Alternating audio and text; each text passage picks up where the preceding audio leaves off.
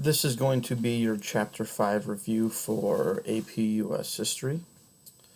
Remember, your test is Monday, as well as if you guys need anything Sunday, please do not hesitate to email me. I will get back to you. If you have any questions about anything that we reviewed this week, just give me a heads up. Hope you had a wonderful weekend. And remember, homecoming week is this week, and Monday is 20s/preppy day, so dress up. Okay, so I went through all this with you guys on Friday in class, and now here is another way to review again. Starting with common sense, I'll kind of start in the upper left-hand corner, and then work my way down. Common Sense was written by Thomas Paine, and it really just kind of went through the problems that were facing the colonies of the time period. I mean, they were considered the English Constitution to be the greatest problem facing the colonists, and Thomas Paine wanted to show what these issues were. We read portions of it, and you kind of saw what the issues were all about, talking about weak men who were still loyalists, things like that. The Declaration of Independence was borrowed heavily from other colonial documents, a lot from John Locke, a lot from from the English Constitution as well, but Jefferson and Adams really just kind of took ideas from a bunch of different documents to put into the Declaration of Independence. The financing the war part, we had a lack of hard money, so we really had to turn to borrowing from abroad, mainly from France for the most part, because the hard currency was so scarce, and when we tried to print more, inflation would go through the roof. George Washington, commander, he was admired, he was respected, he was trusted, he had the experience needed, he knew how to play war. He was relatively the unsung hero, not the unsung hero, but the hero of the time period. Colonists began to call themselves states after the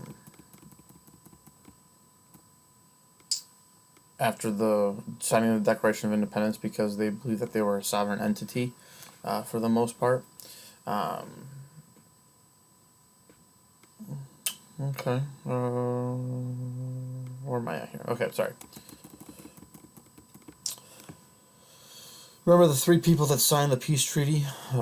Franklin, John Adams, and John Jay. And under the terms of the Treaty of Paris, the United States gained formal recognition for American independence from Great Britain. So we are now finally on our own. We are no longer being ruled by the king sitting on a throne, eating grapes, having somebody fan him off.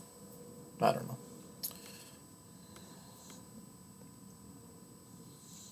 All right, the Loyalists. The African Americans and the Native Americans, make sure you understand what they did during the Revolutionary War. Loyalists made up about a third of the population. Mainly in the South, African Americans were basically being told by the British to escape your slavery. They would do two things. One, join the British Army, and then also at the same time, that would make the patriots in the South have to fight basically two things: fighting for the war and then fighting to get their slaves back. Native Americans, some Indians took advantage of the conflict to launch their own attacks. American patriots had generally tried to persuade Indians to be neutral in the war. Indians had a better relationship with the British than they did with the Americans. And the outcome of the war largely weakened the position of the Indians. So make sure you know what their stances were, the Loyalists, the African Americans, and the Native Americans during the war. And then also women. Women definitely had a very much of a important role during the war.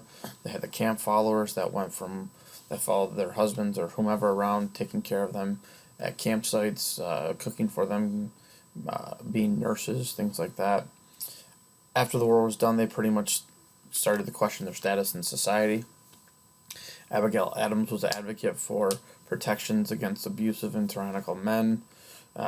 She fought for more education rights. She fought for more real civil rights as well.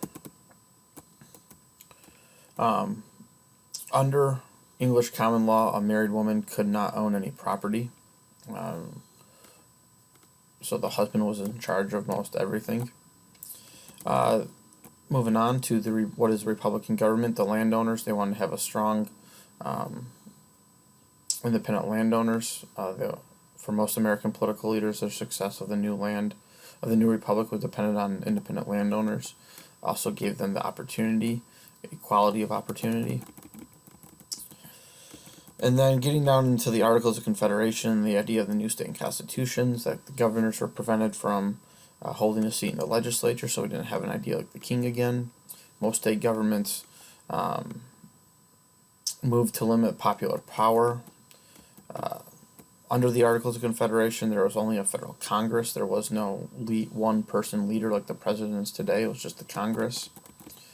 What else do we have here? They could borrow and issue money, as the national government had the power to borrow and issue money under the Constitution, the Articles of Confederation. Sorry, getting ahead of myself here.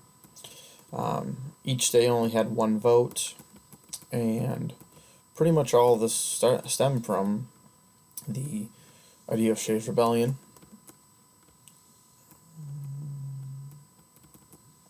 And basically with Shays' Rebellion, they want to have a moratorium on debt collection. And one of the biggest effects was it contributed to the growing belief that the national government needed to be reformed after the rebellion happened. Along with the last part, right in the middle here, you have right there, you have the ordinances of 1784 and 1785. And the ordinance of 84 and 85 represented an attempt to provide for admissions of new states into the Union, like moving westward, like into the Ohios and Indianas, part of our country today.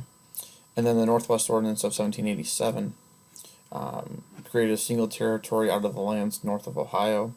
The guaranteed freedom of religion throughout any areas, prohibited slavery within the affected areas, and abandoned the system that was created in 1784. So it really just overturned the 1784 ordinance. All right, I know I went through this fast. If you have any questions, email me. Okay? I will see you guys tomorrow. Take care.